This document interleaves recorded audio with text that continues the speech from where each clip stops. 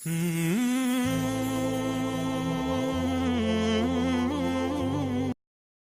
الله الرحمن الرحيم. وقلنا يا آدم اسكن أنت وزوجك الجنة وكلا منها رغدا حيث شئتما.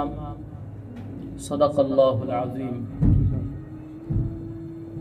محترم د سورة البقرة دا 15 نمبر آیت الہ العالمین فرمائی وقلنا او من ویل یا آدم اے آدم علیہ السلام اسکن انت توسیگا وزوجکا الجنتا او بیبستا پا جنت کی وکلا او خریتا سدوانا منها لدینا رغدا پریمانا حیث شئتما چی کمزی نستا سدوانو خوخوی ولا تقربا او منزدی کی گئی تا سدوانا هذه الشجرتا دغونیتا فتکونا من الظالمین بس شیبتا سدوانا لحدنا تجاوز کون کی فازلهما بس اخوی والدغدوانو لرا الشیطان عنها لسبب دغونینا فاخرجهما مما كانا فيه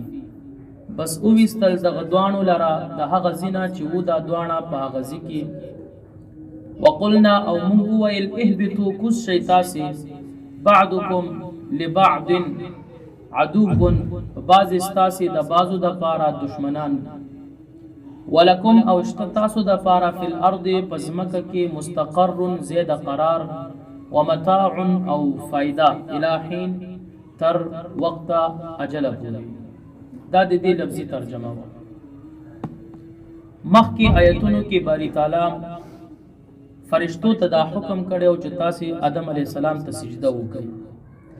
نو آدم علی السلام عظمت او شرافت یو لدی وجنه معلوم ک چې باری تعالی د علم ورکړ، علم د وجنه. اوس الہ العالمین بل شرافت هم ذکر کوي چې آدم علی السلام په جنت کې هم وخت تیر کړي. دام د عظمت او د شرافت خبره ده. پاتې شو آدم علیه السلام مبارک په زړه کې شیطان وسوسه واچوله. آدم علیه السلام مبارک د ونې نه منع کړی شوی و چې ته به دغه ونې نه خوراک نه کړې. اوس دا ونه کومه ونه وه؟ په دې کې مفسرین کرامو ډېر توجیحات کړي دي. بعضې وایي د زیتونو، بعضې وایي چې د غنمو وغیره د دغه ونې تذکره کوي. خو لیکن تفاسیر دا خبر لیکي چې الله رب العزت دا ونه متعین کړي نه دا چې دا د دې ونه او نه په احادیث صحیحه کې د دې صریح بیان دی چې دا د څه ونه و. نو ما او تاسو څه ضرورت دی چې په دې کې بیا خبرې وکړو چې دا ونه ده. خو لیکن هغه توجیهات مفسرینو کړي دي دا بعضو اقوالو د وجه نه. بس الہ العالمین د ونې نه منع کړی بس دا کم ونه وه، الله ښه پوهېږي چې دا کم یو ونه وه.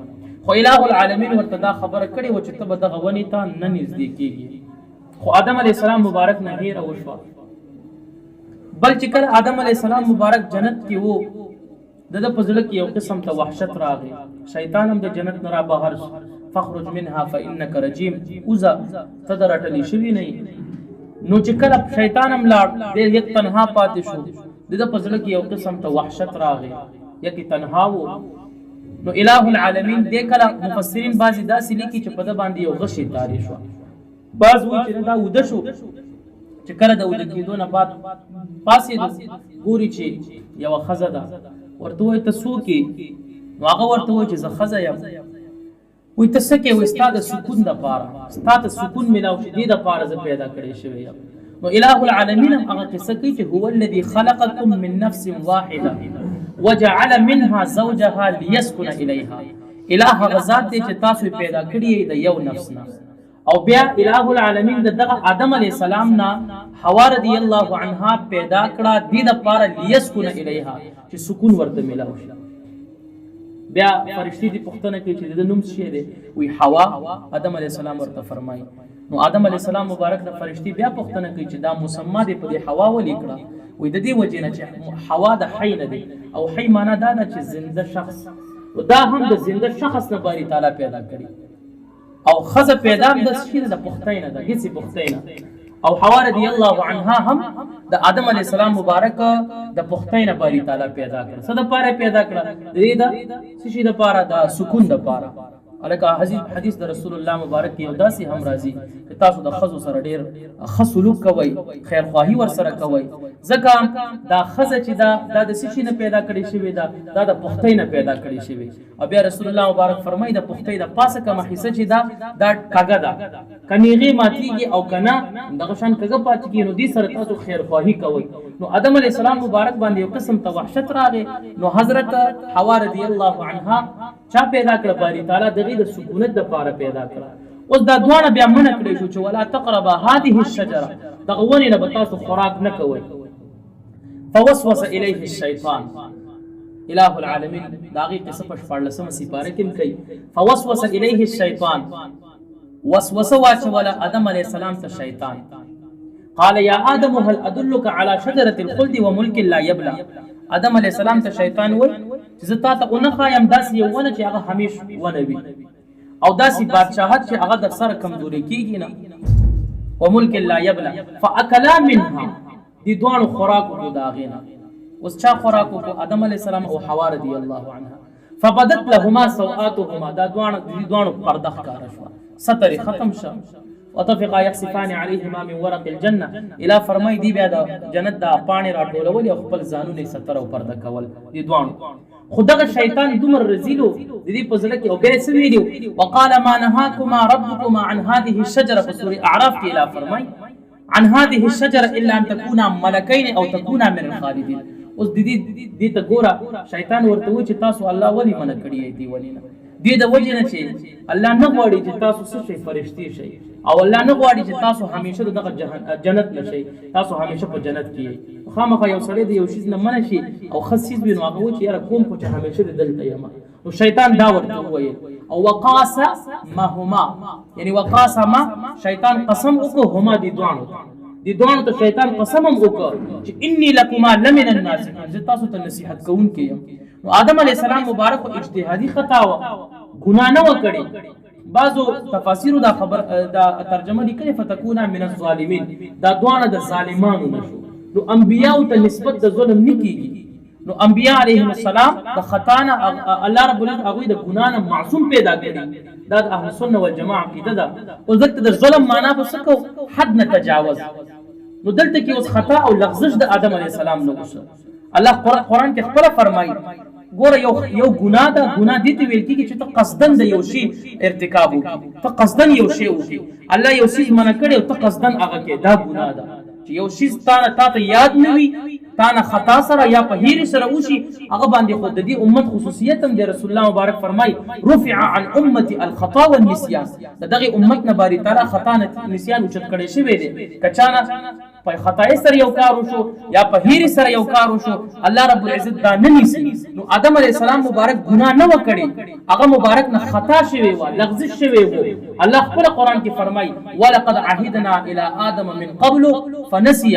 آدم علیه السلام مبارک سره مونږ وعده کړی و مخکې لدینا سو ولا تقربا هذه الشجره، دغه قصه وا تاسو دوانه بدی ونی ته نږدې. فنسي، بس هیره وشو د آدم علیه السلام خپل. الله فرمایي فنسي ولم نجد له عزما، او مونږ نه ک آدم علیه السلام چې دی قصد کړي دی کار د پاره.